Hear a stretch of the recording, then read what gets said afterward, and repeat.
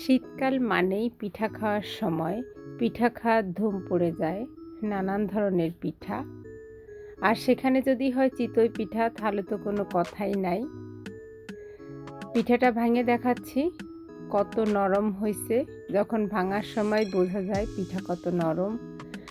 বাংলাদেশের আমার মনে হয় সব এলাকার মানুষ চিতই পিঠারই চিতই পিঠা বলে। এলাকা ভেদে পিঠার নাম নানা ধরনের হয়ে থাকে।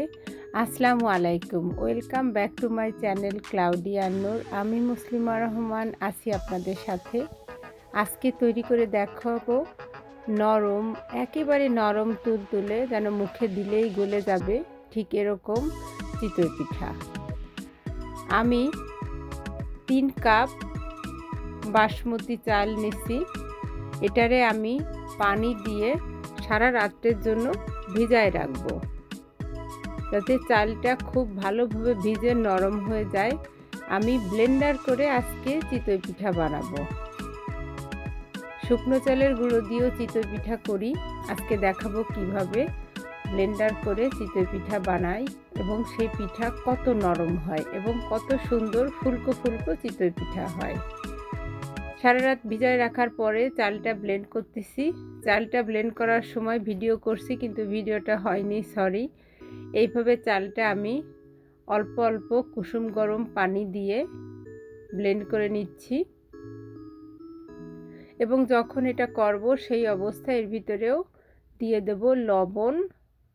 লবণটা দেখে নিতে হবে যে লবণ কার কতটুকু লাগবে, সেইভাবে লবণ দেব এবং ব্লেন্ডার করব। যত বেশি চালটা একেবারে সুন্দর যেন গুঁড়োটা খুব ভালো হয়, ব্লেন্ডটা, সেটা খেয়াল করতে হবে। এবং এই অবস্থায় দিয়ে দিলাম রান্না করা কিছু ভাত, সিদ্ধ চালের ভাত। এটা দেওয়ার কারণ হলো পিঠাটা অনেক অনেক নরম হয় এই রান্না করা ভাত দিয়ে দিলে। আবার অনেক সময় কি হয়, যদি চালটা সিদ্ধ চালও যখন আলো চালটা ভিজানো হয়েছে সেই সময় দিয়ে দিলে হয়। আমার গুঁড়ো হয়ে গেল এবং এটা হচ্ছে আমার চাল পিঠা বানানোর গোলাটা বা ব্যাটার, গোলা যেটা বলা হয়, আমরা বাংলাদেশে বলি গোলা। এবার চিতই পিঠা বানাবো। সাজের ভিতরে কিছুটা তেল দিয়ে সাজটারে খুব ভালোভাবে গরম করে তেলটা মুছে ফেলে এবার দিয়ে দিলাম সেই পিঠার গোলাটা। দিয়ে এটারে আমি ঢেকে দেব এবং জালটা খুব খেয়াল করতে হবে। জালটা যেন যেমন একটু বেশ হাই জাল থাকবে এবং এই জালটা বন্ধ করা যাবে না। আলহামদুলিল্লাহ, কি সুন্দর পিঠা হয়েছে। পিঠাগুলো খুব সাবধানে খোঁচায় খোঁচায় উঠাতেই হবে, খেয়াল করতে হবে যেন সবসময় পিঠা দেওয়ার জন্য যখন পিঠার শাঁসটা আবার পিঠা দেওয়ার আগে খুব ভালোভাবে ওই তেলালা কাপড়টা দিয়ে একটু মুছে নিতে হবে। উপস, এইবার বেশি হয়ে গেল, গোলাটা বেশি পড়ে গেল। আপনারা খুব সাবধানে দেবেন। পিঠাগুলো দেখতে অনেক সুন্দর হবে একই পরিমাণে দিলে। আবার ঢেকে দিলাম। কেমন হলো পিঠা? আলহামদুলিল্লাহ, অনেক সুন্দর পিঠা হচ্ছে। এইভাবে একে একে পিঠাগুলো সব আমি বানাই নেব। আমার বাসায় আমার ছোট বাচ্চাটা এই চিতই পিঠাটা খুব পছন্দ করে, তার অনেক পছন্দের একটা পিঠা এটা, সেটা খুব পছন্দ করে খায়। পিঠা বানানো হয়ে গেল।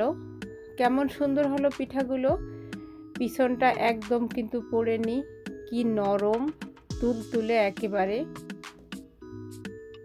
আপনারা যখন বানায় খাবেন তখন বুঝবেন যে পিঠাটা কত সুন্দর হয়েছে। এবার পিঠা খাবার পালা। পিঠা খাবো নারকেল গুড়। বাংলাদেশে আমাদের এলাকায় আমরা চিতই পিঠাটা এরকম গুড় নারকেল দিয়ে খুব পছন্দ করে খাই। আর সঙ্গে আছে গরুর মাংস। কিন্তু বাংলাদেশে আমরা খাই নরম নরম একটা গুড় আছে, একদম পানি পানি, সেই গুড়টা দিয়ে আমরা খাই। সাথে দিয়ে দিই নারকেল কুড়া। চেষ্টা করলাম খুব সহজভাবে কিভাবে চিতই পিঠা বানায় পদ্ধতিটা আপনাদের সাথে শেয়ার করলাম।